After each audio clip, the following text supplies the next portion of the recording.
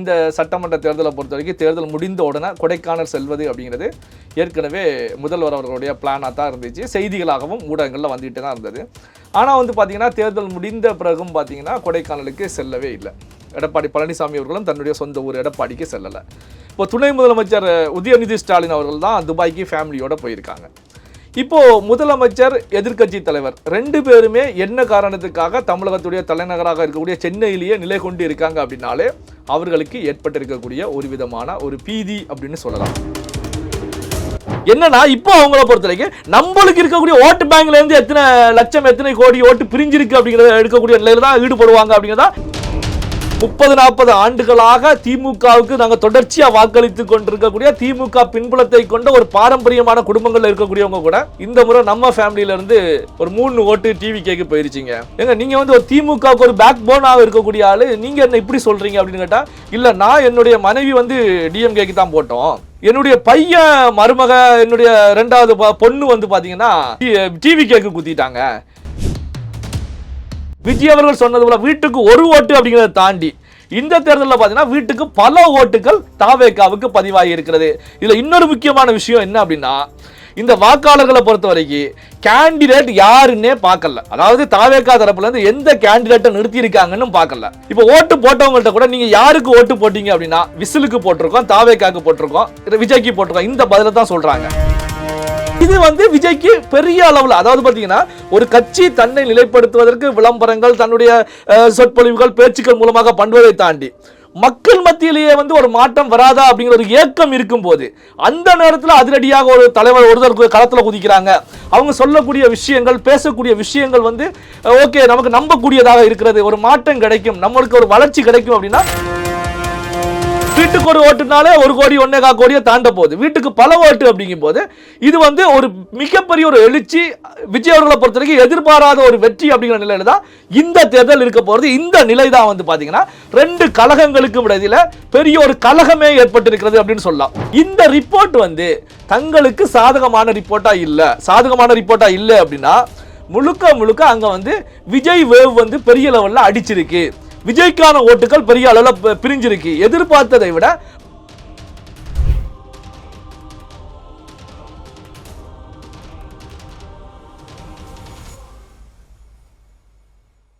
Real one உறவுகளே, நடுநிலையோடு பொறுப்புடன் செய்திகளை வழங்கி பல லட்சக்கணக்கான மக்களின் நம்பிக்கையை பெற்ற நமது சேனலின் வளர்ச்சிக்கு உங்கள் ஆதரவு தேவை. இந்த ஊடக பயணம் தொடர்ந்து வலுப்பெற திரையில் தெரியும் QR கோட் ஸ்கேன் செய்தோ அல்லது டிஸ்கிரிப்ஷனில் உள்ள வங்கி விவரங்கள் மூலம் உங்களால் முடிந்த அளவு சப்போர்ட் செய்யுங்கள். உங்கள் ஒவ்வொரு ஆதரவும் நமது குரலை இன்னும் பல லட்சம் பேரிடம் கொண்டு செல்ல உதவும்.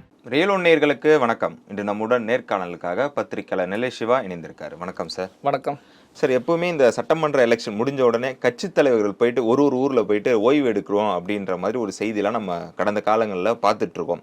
இந்த முறை பாத்தீங்கன்னா முதல்வர் அவர்கள் கொடைக்கானல் போறதாக இருந்துச்சு, ஆனா போகலன்ற ஒரு செய்தி ஒன்று வந்திருக்கு. அது மட்டும் இல்லாம எடப்பாடி பழனிசாமி அவர்கள் எடப்பாடிக்கும் போகல அப்படின்ற மாதிரி ஒரு செய்தி வந்திருக்கு. என்ன காரணத்துக்காக இங்க தலைநகரத்திலே இருக்காங்க? இதன் பின்னணி என்னவாக இருக்கும் சார்? அதாவது கடந்த 2021 தேர்தல் முடிஞ்ச உடனேயே ஸ்டாலின் அவர்களை பொறுத்த வரைக்கும் கொடைக்கானலுக்கு ஓய்வு எடுக்க போனாங்க. ஓய்வு அப்படின்னு சொல்லப்பட்டாலும் அங்கே முக்கியமான அரசியல் விஷயங்கள் டிஸ்கஷன் நடக்கும், முக்கியமான முடிவுகள் எடுப்பாங்க. அப்போ நாம் செய்திகள் தொடர்ச்சியாகவே பார்த்துக்கிட்டே தான் இருந்தோம். அடுத்து அமையக்கூடிய தன்னுடைய ஆட்சியில் அமைச்சரவையில் யார் யாருக்கு இடம் கொடுக்கணும், யார் யாருக்கு எந்த இலாகா, இது எல்லாமே கொடைக்கானலில் ஓய்வில் இருக்கும்போது முடிவு செய்யப்பட்டது, அதில் ஈடுபட்டுக்கிட்டு இருக்காங்க அப்படின்னு பார்த்தோம். அதே போல தான் இந்த சட்டமன்ற தேர்தலை பொறுத்த வரைக்கும் தேர்தல் முடிந்த உடனே கொடைக்கானல் செல்வது அப்படிங்கிறது ஏற்கனவே முதல்வர் அவர்களுடைய பிளானாக தான் இருந்துச்சு. செய்திகளாகவும் ஊடகங்களில் வந்துகிட்டே தான் இருந்தது. ஆனால் பார்த்தீங்கன்னா தேர்தல் முடிந்த பிறகும் பார்த்தீங்கன்னா கொடைக்கானலுக்கு செல்லவே இல்லை. எடப்பாடி பழனிசாமி அவர்களும் தன்னுடைய சொந்த ஊர் எடப்பாடிக்கு செல்லலை. இப்போ துணை முதலமைச்சர் உதயநிதி ஸ்டாலின் அவர்கள் தான் துபாய்க்கு ஃபேமிலியோடு போயிருக்காங்க. இப்போ முதலமைச்சர் எதிர்க்கட்சி தலைவர் ரெண்டு பேருமே என்ன காரணத்துக்காக தமிழகத்துடைய தலைநகராக இருக்கக்கூடிய சென்னையிலேயே நிலை கொண்டு இருக்காங்க அப்படின்னாலே அவர்களுக்கு ஏற்பட்டிருக்கக்கூடிய ஒரு விதமான ஒரு பீதி அப்படின்னு சொல்லலாம்.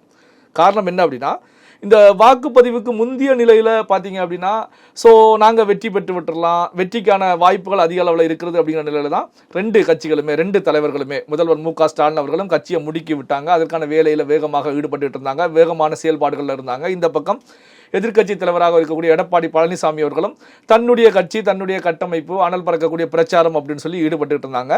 ரெண்டு தரப்புல இருந்துமே எடுக்கப்பட்ட சர்வேக்கள், பல பிரைவேட் கம்பெனிகள் மூலம் எடுக்கப்பட்ட சர்வேக்கள், உளவுத்துறை மூலமாக எடுக்கப்பட்ட சர்வேக்கள் அப்படின்னு சொல்லி அவங்களுக்கு சாதகமான ரிப்போர்ட்டை கொடுத்துட்டு இருந்தாங்க.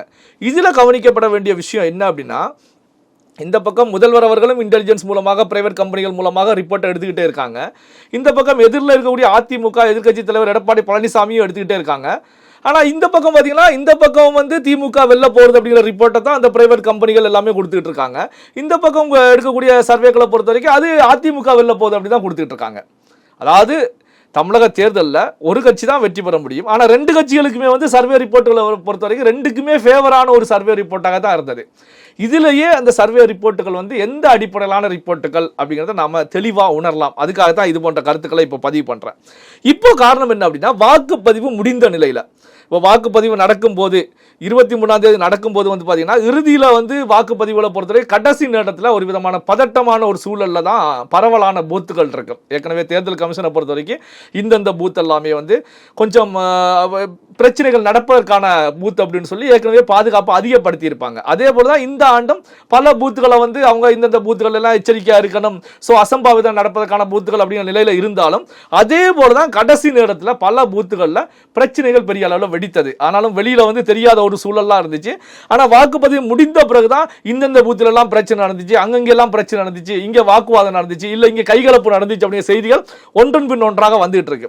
ஆனால் வந்து பார்த்தீங்கன்னா இதில் வந்து ஏற்கனவே தெரியும், துறைமுகத்தில் வந்து சேகர் பாபு அவர்களுக்கும் திமுக கேண்டிடேட்டாக நிற்கக்கூடிய அமைச்சர் சேகர் பாபு அவர்களுக்கும் அதே போல வந்து தாவேகா தரப்பில் நிற்கக்கூடிய வேட்பாளருக்கும் நேரடியாகவே ஒரு மோதல் நடந்தது. இதில் கைகலப்பு நடந்ததாகவும் செய்திகள் வந்துட்டு தான் இருந்துச்சு. இப்போ வந்து பார்த்தீங்கன்னா இப்போ வந்து என்ன காரணத்துக்காக ரெண்டு தலைவர்களும் சென்னையிலேயே இருக்காங்க அப்படின்னா, எல்லா கட்சிகளுமே பெரிய ஒரு கட்சின்னு எடுத்துக்கிடுவோமே, இப்போ திமுக வந்து நீண்ட நெடிய காலமாக அரசியல் களத்தில் இருக்கக்கூடிய கட்சி, அதிமுகவும் இருக்கக்கூடிய கட்சி, ரெண்டு கட்சிகளுமே தங்களுடைய ஸ்ட்ராட்டஜி அப்படிங்கிற நிலையில பல்வேறு நிறுவனங்கள் கூட வந்து பார்த்தீங்கன்னா பெரிய அளவில் பல கோடிகளை தட்டி நிறுவனங்களை இறக்கி வச்சிருப்பாங்க. இன்னும் அதிக மக்களை சென்றடைய வேண்டுமா? இன்றைய டிஜிட்டல் உலகில் சரியான ப்ரமோஷன் தான் வெற்றியின் முதல் படி. தமிழகம் முழுவதும் பல லட்சக்கணக்கான பார்வையாளர்களை தினமும் சென்றடையும் ரியல் ஒன் யூடியூப் சேனல்களில் உங்கள் பிசினஸ் இனி எல்லோரும் அறியட்டும். குறைந்த செலவில் அதிக ரீச். உங்கள் பிராண்டுக்கு நம்பிக்கையும் வளர்ச்சியும் சேர்க்க இன்றைய எங்களை தொடர்பு கொள்ளுங்கள். 9280087164. இப்படி பார்க்கும் போதான் இந்த ஸ்ட்ராட்டஜி கம்பெனிகளை பொறுத்த வரைக்கும், ஸ்ட்ராட்டஜிஸ்டுகளை பொறுத்த வரைக்கும் அந்த வாக்குப்பதிவு நடக்கக்கூடிய நேரத்தில் எப்படி இருக்கிறது, மக்களோட மனநிலை எப்படி இருக்கு, பூத்தில் வந்து வாக்குப்பதிவு எப்படி நடக்கிறது என்ன பார்த்தீங்கன்னா, இந்த ஸ்ட்ராட்டஜிஸ்டுகளை பொறுத்த வரைக்கும் அவங்க கம்பெனி சார்பாக ஒவ்வொரு பூத்துக்குமே ஒரு ஆளை இறக்கி விடுவாங்க. இதான் பிரசாந்த் கிஷோர் ஃபாலோ பண்ணக்கூடிய ஒரு ஸ்ட்ராட்டஜியா இருந்துச்சு. என்னன்னா, அந்த போலிங் நடக்கும் போதே பூத்தில் தன்னுடைய ஆட்களை உட்கார வைப்பாங்க. அங்க பூத்தில் வந்து ஒவ்வொருத்தரும் வாக்கு செலுத்தும் போது அந்த வாக்கு இயந்திரத்தில் வரக்கூடிய சவுண்ட், அதாவது பார்த்தீங்கன்னா ஒவ்வொரு பட்டனுக்கு முன்னாடி சின்ன சின்ன டிஃபரன்ஷியேட் இருக்கும். இந்த டிஃபரன்ஷியேட்டை வச்சு அப்போ இந்த கட்சிக்கான வாக்குக்கான சவுண்ட் இதுதான் அப்படிங்கிற மெமரியில் வச்சு எத்தனை வாக்குகள் இந்த சவுண்டில் பதிவாகி இருக்கிறது அப்படின்னு சொல்லி கால்குலேட் பண்ணி இறுதியில் வந்து ஒரு ரிப்போர்ட்டை கொடுப்பாங்க வாக்குப்பதிவு முடிஞ்ச உடனே. ஸோ இத்தனை தொகுதிகளில் வந்து நம்முடைய கட்சி வெற்றி பெறக்கான வாய்ப்புகள் இருக்கிறது. இது கடந்த முறை 2021 பிரசாந்த் கிஷோர் அவர்கள் இந்த அடிப்படையில் தான் வாக்குப்பதிவு முடிந்த உடனேயே திமுக தலைவருக்கு மு.க. ஸ்டாலின் அவர்களுக்கு ரிப்போர்ட்டை கொடுத்தாங்க. அவர் கொடுத்த ரிப்போர்ட் வந்து ரிசல்ட் வரும்போது பெரிய அளவில் வித்தியாசம் இல்லை. ஒரு 4-5 தொகுதிகள் டிஃபரன்ஷியேட்ல ரிசல்ட் அமைஞ்சிருந்துச்சு. அப்பயே நமக்கு ஒரு ஆச்சரியம் ஏற்பட்டது. என்னன்னா, எப்படி அக்யூரேட்டா பிரசாந்த் கிஷோர் ரிப்போர்ட் கொடுத்தாங்க அப்படின்னா, ஸோ இந்த அடிப்படையில் தான் இதை வந்து எல்லா கம்பெனிலுமே ஃபாலோ பண்றாங்க. அப்போ வந்து பார்த்தீங்கன்னா இந்த ரிப்போர்ட் வந்து ரெண்டு கட்சி தலைவர்களுக்கும் கொடுக்கப்பட்டிருக்கும். முதல்வர் மு.க. ஸ்டாலின் அவர்களுக்கும் சென்றிருக்கும், எதிர்க்கட்சி தலைவர் எடப்பாடி பழனிசாமி அவர்களுக்கும் அவர்களுடைய சார்புடைய நிறுவனம் கொடுத்திருப்பாங்க. அப்போ வந்து பார்த்தீங்கன்னா இந்த ரிப்போர்ட் வந்து தங்களுக்கு சாதகமான ரிப்போர்ட்டா இல்லை அப்படின்னா முழுக்க அங்க வந்து விஜய் வேவ் வந்து பெரிய லெவல்ல அடிச்சிருக்கு, விஜய்க்கான ஓட்டுகள் பெரிய அளவில் பிரிஞ்சிருக்கு. எதிர்பார்த்ததை விட பூத் கமிட்டியை பொறுத்த வரைக்கும் தாவேகா தரப்புல இருந்தும் பூத் கமிட்டியில வந்து ஒரு 5-10 பசங்க உட்கார்ந்து இருந்தாங்க. இப்போ பாத்தீங்கன்னா ஒரு பூத் கமிட்டி கேண்டிடேட்டை நிறுத்த முடியாதுன்னு சொன்ன கட்சி கேண்டிடேட்டை இறக்கிட்டாங்க. பூத் கமிட்டியை ஸ்ட்ராங் பண்ணி அங்க ஆட்களை போட்டிருக்காங்க.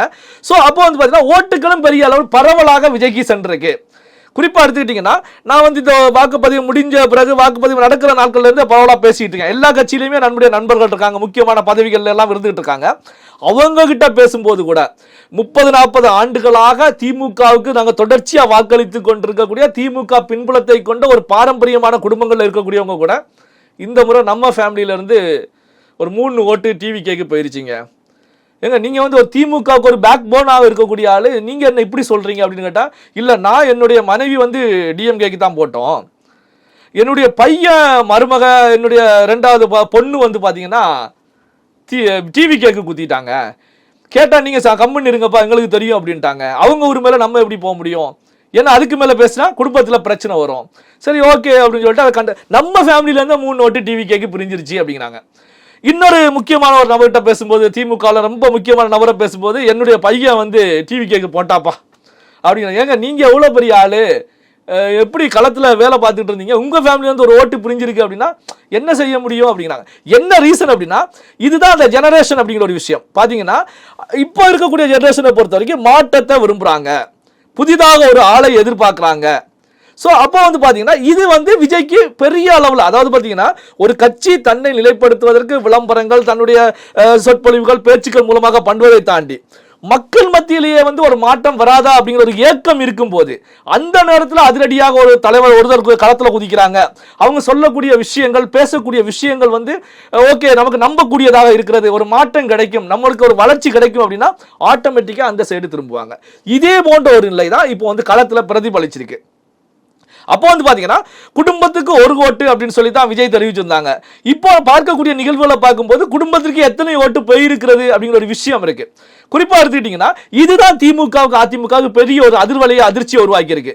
என்னன்னா இப்போ அவங்கள பொறுத்த வரைக்கும் நம்மளுக்கு இருக்கக்கூடிய ஓட்டு பேங்க்ல இருந்து எத்தனை லட்சம், எத்தனை கோடி ஓட்டு பிரிஞ்சிருக்கு அப்படிங்கிறத எடுக்கக்கூடிய நிலையில தான் ஈடுபடுவாங்க அப்படிங்கிறதா நாம் பார்க்கக்கூடிய ஒரு விஷயம். என்ன அப்படின்னா தேர்தலுக்கு முந்தைய நிலையில பூத்தை பொறுத்த வரைக்கும் ஒவ்வொரு பூத்துலையுமே ஒரு 30 ஓட்டுகளுக்கு ஒரு நபர் அப்படிங்கிற நிலையில தான் ஒவ்வொரு பூத்துகளுக்கும் ஆட்களை போட்டிருந்தாங்க அப்படிங்கிறது நம்ம பார்த்துக்கிட்டு இருந்தோம்.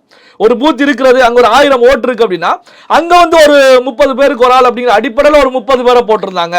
ஸோ போட்டு சிந்தாமல் சிதறாமல் ஓட்டுகளை தங்கள் பக்கம் எடுக்கக்கூடிய வேலையில ஈடுபட்டாங்க. இப்போ பாத்தீங்கன்னா இந்த ரிசல்ட் வரதுக்கு முந்தைய நிலையில, வாக்குப்பதிவு முடிந்து ரிசல்ட் வரதுக்கு முந்தைய நிலையில ஒவ்வொரு பூத்துகள்ல இருந்து விஜய்க்கு எத்தனை ஓட்டு பிரிஞ்சிருக்கு அப்படிங்கிற நிலையிலையும் ஒரு சர்வே வந்து நடந்துகிட்டு இருக்கு அப்படிங்கிற தகவல்களை சொல்றாங்க. என்ன ரீசன் அப்படின்னா விஜய்க்கு எத்தனை ஓட்டு பிரிஞ்சிருக்கு அப்படின்னாலே அப்ப இவர்களுடைய ஓட்டு அங்க விஜய் பக்கம் திரும்புகிறது. விஜய் வந்து பாத்தீங்கன்னா நேரடியா போய் வந்து அவங்க குடும்பத்துல பேசியோ இல்ல காசு கொடுத்தோ எதுவுமே கிடையாது. அதாவது விஜய் பேசக்கூடிய விஷயங்கள் நம்பிக்கையை உருவாக்குகிறது, மாற்றத்தை விரும்புறாங்க. திராவிட கட்சிகள் மூலமாக நமக்கு வந்து எந்த விதமான பலனும் கிடைக்கல, நாட்டுக்கு வளர்ச்சியும் ஏற்படல. இவர்களை பொறுத்த வரைக்கும் மறுபடியும் ஒரே குட்டையில உரிய மட்டைகளாகத்தான் ஒரு ஆட்சி மாற்றம் ஏற்பட்டாலும், நான் ஆட்சி மாற்றம்னு சொல்வது அதிமுக திமுக ஆட்சி மாற்றம் மாறி வந்து இப்போ திமுக இருக்காங்க, நம்ம அதிமுக கொடுக்கலாம்னாலும் ஒரே குட்டையில உரிய மட்டைகளாகத்தான் இவங்க இருப்பாங்க, ஒரு புதுவிதமான அரசியலை கொடுக்க மாட்டாங்க அப்படிங்கிற நிலையில தான் அப்போ மாற்றத்தை விரும்பக்கூடியவர்கள் எல்லாமே விஜய் பக்கம் திரும்பி இருக்காங்க. அப்போ பாத்தீங்கன்னா விஜய் அவர்கள் சொன்னது போல வீட்டுக்கு ஒரு ஓட்டு அப்படிங்கிறத தாண்டி இந்த தேர்தலில் பாத்தீங்கன்னா வீட்டுக்கு பல ஓட்டுகள் தாவேகாவுக்கு பதிவாகி இருக்கிறது. இதுல இன்னொரு முக்கியமான விஷயம் என்ன அப்படின்னா இந்த வாக்காளர்களை பொறுத்த வரைக்கும் கேண்டிடேட் யாருன்னே பார்க்கல. அதாவது தாவேகா தரப்புல இருந்து எந்த கேண்டிடேட்டை நிறுத்தி இருக்காங்கன்னு பார்க்கல. இப்போ ஓட்டு போட்டவங்கள்ட்ட கூட நீங்க யாருக்கு ஓட்டு போட்டீங்க அப்படின்னா விசிலுக்கு போட்டிருக்கோம், தாவேகாக்கு போட்டிருக்கோம், விஜய்க்கு போட்டிருக்கோம், இந்த பதில தான் சொல்றாங்க. அதே நேரத்தில் வந்து உங்க கேண்டிடேட் யாருன்னா கேண்டிடேட் நமக்கு தெரியாது, கேண்டிடேட் பேர் என்னன்னு கேட்டா தெரியல. அது ஒரு சிலருக்கு தெரிஞ்சிருக்கும், அதாவது அந்த தாவேகா கட்சி மட்டத்தில் இருக்கக்கூடியவங்களுக்கு தெரிஞ்சிருக்கு. நான் சொல்லக்கூடிய பப்ளிக் பொதுமக்கள் அவங்கள பொறுத்த வரைக்கும் யாருன்னு தெரியாதுப்பா, விஜய்க்கு போட்டப்பா, விசிலுக்கு போட்டப்பா. அப்போ பாத்தீங்கன்னா இதுதான் வந்து ஒரு பெரிய ஒரு எழுச்சி அப்படின்னு நாம சொல்லிட்டு இருக்கோம். ஒரு எழுச்சி, ஒரு புரட்சி, ஒரு மாற்றத்துக்கான எழுச்சி அப்படின்னு சொல்லக்கூடிய விஷயம் இங்கதான். என்ன அப்படின்னா அதாவது நம்முடைய கட்சிக்கு வேண்டியவர்கள், நம்முடைய கட்சியில பலனடையக்கூடியவர்கள், நம்முடைய கட்சியில போஸ்டிங்ல இருக்கக்கூடியவங்க போடக்கூடிய ஓட்டு வந்து ஒரு எழுச்சின்னு எடுக்க முடியாது. ஆனா யாருக்குமே தொடர்பு இல்லாதவர்கள், வேறு கட்சிகளுக்கு வாக்களிச்சுக்கிட்டு இருந்தவங்க, புதிதாக வந்த வாக்காளர்கள் இவங்க வந்து ஆட்டோமேட்டிக்கா திசை திரும்பி வர்றாங்கன்னா இதுதான் எழுச்சி. இதைத்தான் நம்ம ஆரம்பத்துல இருந்தே சொல்லிட்டு இருக்கோம். விஜயுடைய அலை, விஜய் வேவ்ஸ் வந்து பெரிய அளவில் அடித்திருக்கிறது. இந்த விஜய் வேவ் வந்து சுனாமியாக மாறப்போகிறதா ரிசல்ட்ல அப்படிங்கிறதா நாமே எதிர்பார்த்து காத்து கொண்டிருக்கக்கூடிய நிகழ்வு அப்படிங்கிறது பதிவு பண்ணிட்டே இருக்கும். இப்போ வந்து பாத்தீங்கன்னா இந்த சுனாமியாக மாறுவதற்கான ஒரு நிலை தான் நாம பரவலா பேசும்போது தெரிஞ்சிட்டு இருக்கு. ஏன்னா வீட்டுக்கு ஒரு ஓட்டுன்னு எதிர்பார்த்த நிலையில இப்ப வீட்டுக்கு பல ஓட்டு அப்படிங்கும் போது ஒரு ஃபேமிலியில் 5 ஓட்டுனா 2 ஓட்டு 3 ஓட்டு பிரியுதுன்னா எங்க போய் நிற்கும்? ஏற்கனவே வந்து சுமார் 4,85,00,000 வாக்காளர்கள்லாம் ஓட்டு போட்டிருக்காங்க. வீட்டுக்கு ஒரு ஓட்டுனாலே 1 கோடி 1.25 கோடியை தாண்ட போகுது. வீட்டுக்கு பல ஓட்டு அப்படிங்கும் போது இது வந்து ஒரு மிகப்பெரிய ஒரு எழுச்சி. விஜய் அவர்களை பொறுத்த வரைக்கும் எதிர்பாராத ஒரு வெற்றி அப்படிங்கிற நிலையில தான் இந்த தேர்தல் இருக்க போறது. இந்த நிலை தான் வந்து பாத்தீங்கன்னா 2 கழகங்களுக்கும் இடையில பெரிய ஒரு கலகமே ஏற்பட்டிருக்கிறது அப்படின்னு சொல்லலாம். 2 கழகங்களுமே இப்ப ஆடி போய் உட்கார்ந்துட்டு இருக்காங்க. சோ என்ன பண்றது அப்படின்னு. இதே நேரத்தில் கவனிக்கப்பட வேண்டிய விஷயம் என்ன அப்படின்னா, இந்த வாக்கு எண்ணிக்கை நடைபெறும் வரைக்கும் இந்த வாக்கு இயந்திரங்கள் வைத்திருக்கக்கூடிய பல இடங்கள்ல வச்சிருக்காங்கன்னு வச்சுக்கோங்க. இந்த வாக்கு இயந்திரங்கள் வச்சிருக்கக்கூடிய இடத்துல எந்த விதமான மறைமுகமான செயல்பாடுகளும் எதுவும் நடக்காம இருக்கணும். இதுக்கும் வந்து பாத்தீங்கன்னா தாவேகா தரப்புல இருந்து நிர்வாகிகளை போட்டிருக்காங்க, ஒவ்வொரு பூத்லையும் போட்டிருக்காங்க. ஆனாலும் வந்து ஒரு சில செய்திகள் வெளியாயிட்டு இருக்கு. அந்த செய்தியோட உண்மைத்தன்மை என்னன்னு தெரியல. இப்போ கூட பாத்தீங்கன்னா லயோலா காலேஜுக்குள்ள ஒரு ஆம்புலன்ஸ் ஒன்று போச்சு அப்படிங்கிறாங்க. இந்த ஆம்புலன்ஸ் அப்படிங்கிற விஷயம் வந்து நாம பல மாதங்களாகவே பார்த்துக்கிட்டு இருக்கோம். அந்த பிரச்சார காலத்துல இருந்தே பார்த்துக்கிட்டு இருக்கோம். திடீர்னு ஒரு மீட்டிங்கள் அது வந்து மாநாடுகள் நடக்கும்போது இடையில ஆம்புலன்ஸ் வரக்கூடிய நிகழ்வுகளை பார்த்துக்கிட்டு இருக்கோம். அப்போ வந்து பாத்தீங்கன்னா இந்த ஆம்புலன்ஸ் ஏன் உள்ள போன அப்படிங்கிற கேள்வி உருவாகிட்டு இருக்கு. இதே போல இந்த பெரிய திராவிட கட்சிகள் எந்த விதமான மறைமுகமான செயல்பாடுகளில் ஈடுபடாமல் இந்த வாக்குமூடிகள் வெளிவரணும் அப்படிங்கிறதா எல்லாருமே எதிர்பார்க்கக்கூடிய ஒரு விஷயம். இந்த தேர்தல் முடிவுகளை பொறுத்த வரைக்கும் கண்டிப்பாக 2 கழகங்களுக்குமே ஒரு ஷாக் ட்ரீட்மெண்ட் கொடுக்கும் அப்படிங்கிறதுலையும் எந்த விதமான ஒரு மாற்றமும் இருக்காது. எங்களோடு இணைந்து பல்வேறு தகவலை பயந்ததற்கு மிக்க நன்றி சார். நன்றி. ரியல் ஒன் உறவுகளே, நடுநிலையோடு பொறுப்புடன் செய்திகளை வழங்கி பல லட்சக்கணக்கான மக்களின் நம்பிக்கையை பெற்ற நமது சேனல் வளர்ச்சிக்கு உங்கள் ஆதரவு தேவை. இந்த ஊடக பயணம் தொடர்ந்து வலுப்பெற திரையில் தெரியும் QR கோட் ஸ்கேன் செய்தோ அல்லது டிஸ்கிரிப்ஷனில் உள்ள வங்கி விவரங்கள் மூலம் உங்களால் முடிந்த அளவு சப்போர்ட் செய்யுங்கள். உங்கள் ஒவ்வொரு ஆதரவும் நமது குரலை இன்னும் பல லட்சம் பேரிடம் கொண்டு செல்ல உதவும். இன்னும் அதிக மக்களை சென்றடைய வேண்டுமா? இன்றைய டிஜிட்டல் உலகில் சரியான ப்ரமோஷன் தான் வெற்றியின் முதல் படி. தமிழகம் முழுவதும் பல லட்சக்கணக்கான பார்வையாளர்களை தினமும் சென்றடையும் ரியல் ஒன் யூடியூப் சேனல்களில் உங்கள் பிசினஸ் இனி எல்லோரும் அறியட்டும். குறைந்த செலவில் அதிக ரீச். உங்கள் பிராண்டுக்கு நம்பிக்கையும் வளர்ச்சியும் சேர்க்க இன்றே எங்களை தொடர்பு கொள்ளுங்கள். 928 00 87 164.